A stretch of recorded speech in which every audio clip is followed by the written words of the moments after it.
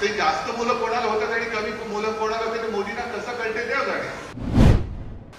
प्रचाराचे मुद्दे तेच आहेत. पण विशेष म्हणजे आपले माननीय प्रधानमंत्री तत्कालीन मी का म्हणतो, कारण त्यांची 10 वर्ष पूर्ण झाले.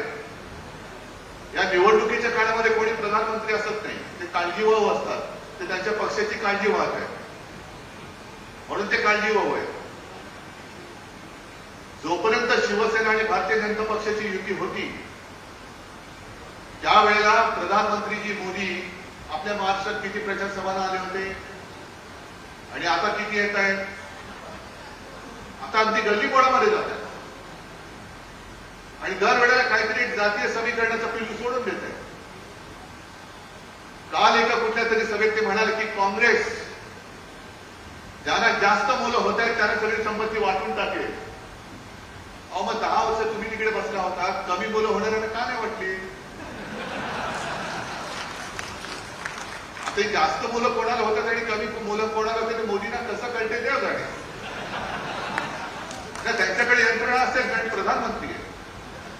पण 10 वर्ष तुम्ही सत्तेवरती बसल्यानंतर होतात तुम्ही सत्तेवरती. आम्हीच मूर्ख होतो तुम्हाला तिथपर्यंत नेण्यासाठी.